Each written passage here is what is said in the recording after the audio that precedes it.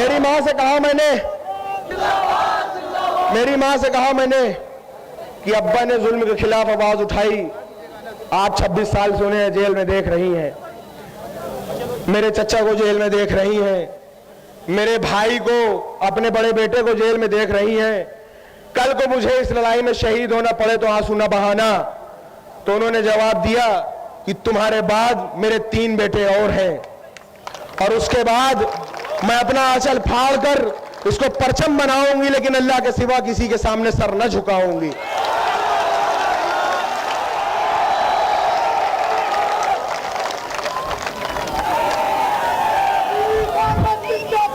मेरी माँ से कहा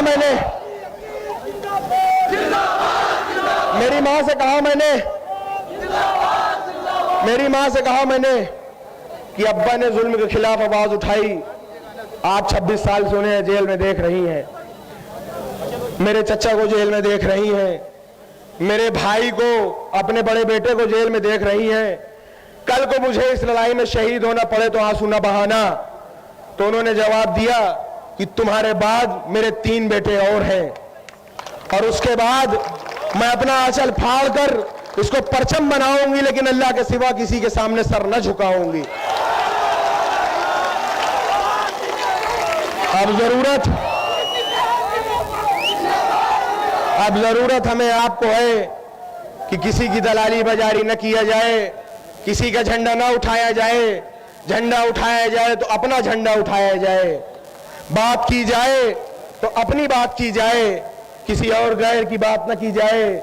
हमारे साथ अगर हक पे चलने वाले लोग हर तरीके से जुड़ने को तैयार हैं, तो हम वो लोग हैं जो हक के लिए जान दे सकते हैं, एक पल को नहीं सोचते। हम उनमें से हैं। आज के बाद ऐसा करिए कि कोई नेता ये न कहे कि जाओ लग जाओ काम करो, नेता ये कहे कि हमारे साथ जुड़ जाइए, काम कर लीजिए। ये ताकत बनाइए, अपने अंदर इकट्ठा होने की ताकत बनाइए। बहुत बहुत गुजारिश है आपसे।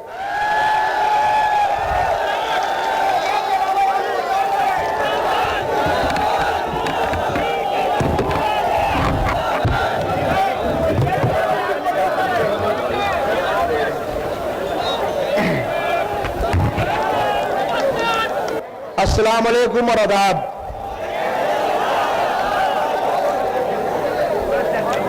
मेरे बड़ों बुजुर्गों, मुझे खुद बड़ा अजीब सा लग रहा है कि मैं आपका कल का बच्चा आकर इस मंच पर एक सियासी भाषण दे रहा हूं। मुझे एक झिझक थी कि जहां पर इतने बड़े बड़े सियासतदान मौजूद हों, जहां मैं अपने बुजुर्गों के बीच में हो जाऊं, वहां पर उनका कल का बच्चा एक क्या भाषण दे। लेकिन जैसा कि मैं एक सियासी घर में पैदा हुआ और बड़ा हुआ, जो कि मैं एक तालिबे इल्म हूं, अभी एक स्टूडेंट हूं, लेकिन सियासी माहौल में रहा। और एक बात कहा जाता है कि मछली के बच्चे को कभी तैरना नहीं सिखाया जाता। वही खून मेरी भी रगों में है, वही हौसला, वही ताकत, वही जज्बात मेरी भी रगों में है, लड़ने की कुव्वत मेरी भी रगों में है। उसी बाप की औलाद हूं मैं भी।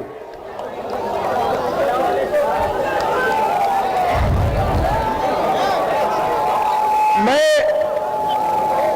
आज जो मैं देख रहा हूं, गौर से सुनिए मेरी बात, बहुत जरूरी बात है ये।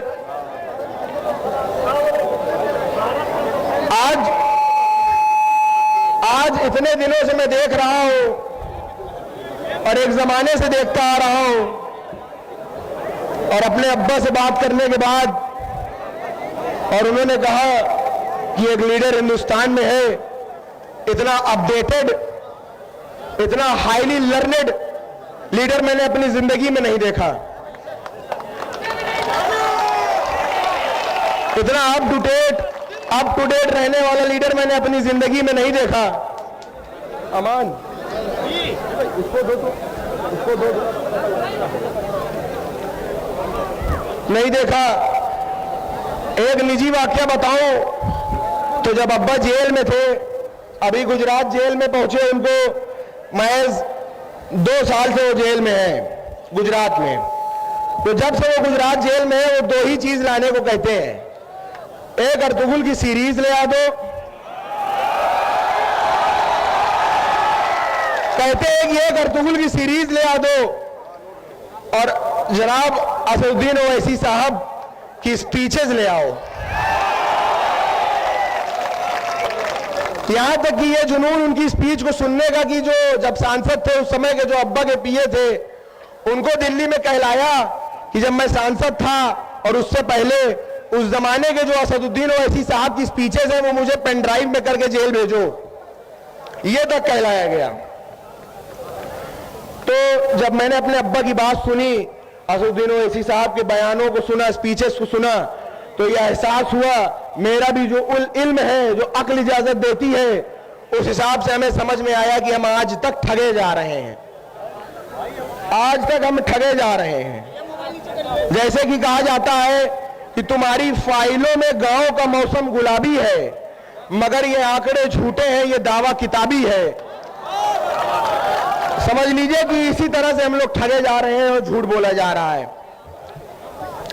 हम तो वो हैं जिन्होंने इतने साल वोट दिया है, हमारे आपके बाप दादाओं ने इनको वोट दिया है। अगर आज हम खुद वोट मांगने की बात कर रहे हैं तो हम क्या जुल्म कर रहे हैं? क्या जुल्म कर रहे हैं बताइए? अगर हम वोट मांग रहे हैं तो हम गलत कर रहे हैं।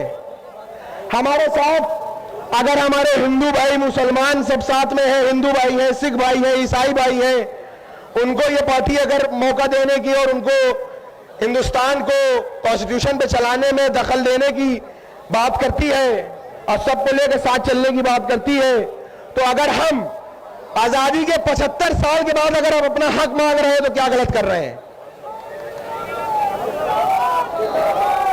बहुत से लोग यहाँ उत्तर प्रदेश में और भी जगह हिंदुस्तानों में हमको कहते हैं वोट कटुआ। सुनिएगा, हमको कहते हैं वोट कटुआ। बीजेपी और आरएसएस ने पूरे हिंदुस्तान में हमें कटुआ कटुआ कह के सरकार बनाया है सेंट्रल में, कटुआ कटुआ कह के सरकार बनाया सेंट्रल में। अब ये यूपी में वोट कटुआ कह के सरकार बनाने जा रहे हैं। तो हम चलिए, अगर हम कटुआ कहलाए जाने से कभी शर्माए नहीं, हम कभी नहीं शर्माए, तो वोट कटुआ कहलाए जाने से क्या शर्माएंगे? कहते हैं ये लोग वोट कटुआ, और सबसे ज्यादा तकलीफ तब होती है जब अपने कुछ भाई भी उसी में शामिल हो जाते हैं। हम इधर 22% है 100 में, 100 में हम 22% हैं। यहां कोई 7 है, कोई 8 है, कोई 10 है। हम वोट का समंदर है, वो वोट का नदी और नाला है।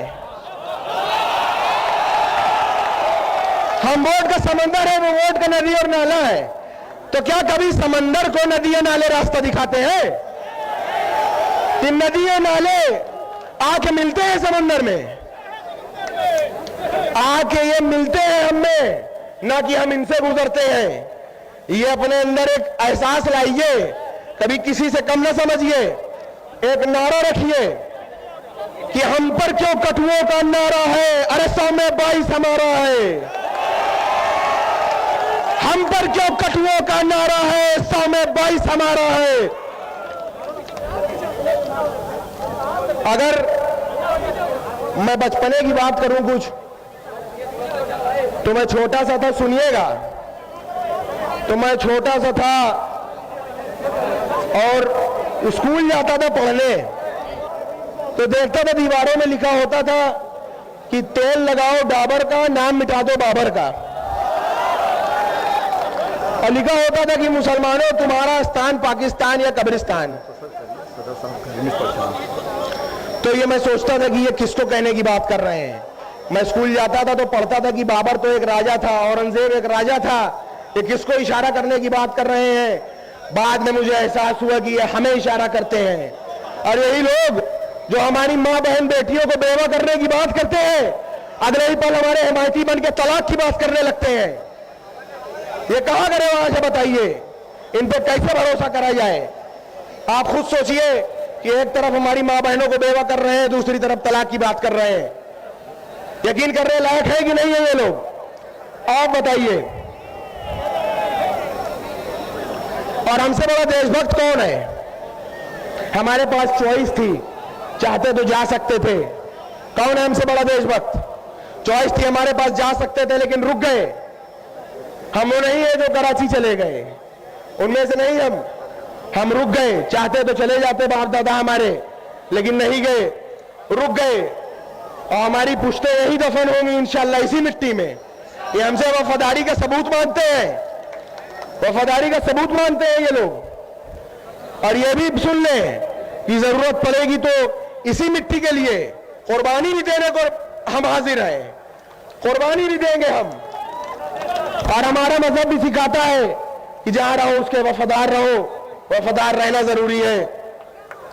और ये अब्बा ने तब भी कहा था कि ये लोगों, ऐ सियासतदारों सुन लो, हम सीने पे गोली खाएंगे, मुरली मनोहर जोशी तुम सीने पे गोली नहीं खाओगे। ये अब्बा ने बोला था। सन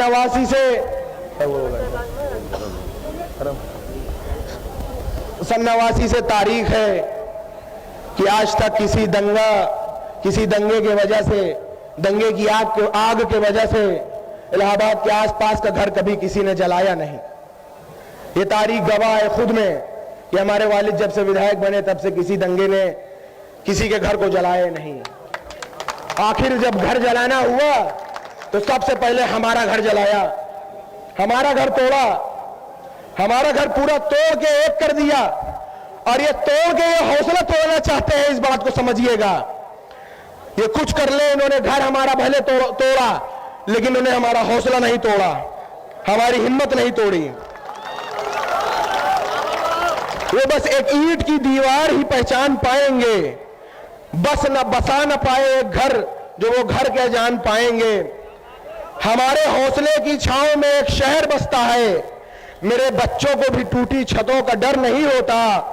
तुम उन लोगों के साथी हो कि जिनके अनगिनत घर है, मैं उन लोगों का साथी हूं कि जिनका घर नहीं होता। हमारा वक्त आएगा, सुनो सच्ची कहानी है, हमारा वक्त आएगा, सुनो सच्ची कहानी है। हमारे और बदले की रिवायत भी पुरानी है। तैयार रहना कि एक एक ईंट जिस हाथों ने गिराई है, तैयार रहना कि एक एक ईंट जिन हाथों ने गिराई है, एक एक ईंट उन्हीं हाथों से वापस लगवानी है।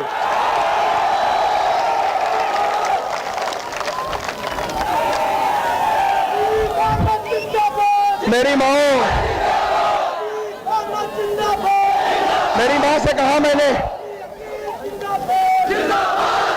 मेरी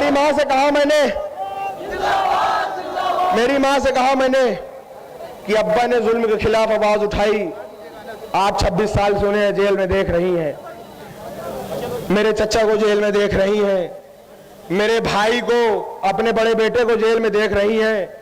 कल को मुझे इस लड़ाई में शहीद होना पड़े तो आंसू न बहाना। तो उन्होंने जवाब दिया कि तुम्हारे बाद मेरे 3 बेटे और हैं, और उसके बाद मैं अपना आंचल फाड़ कर इसको परचम बनाऊंगी, लेकिन अल्लाह के सिवा किसी के सामने सर न झुकाऊंगी।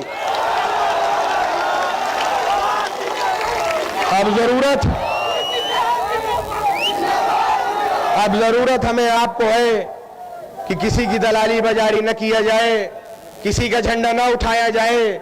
झंडा उठाया जाए तो अपना झंडा उठाया जाए, बात की जाए तो अपनी बात की जाए, किसी और गैर की बात न की जाए।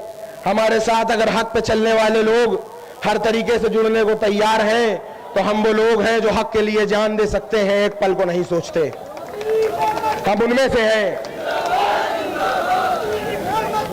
आज के बाद ऐसा करिए कि कोई नेता ये न कहे कि जाओ लग जाओ काम करो, नेता ये कहे कि हमारे साथ जुड़ जाइए, काम कर लीजिए।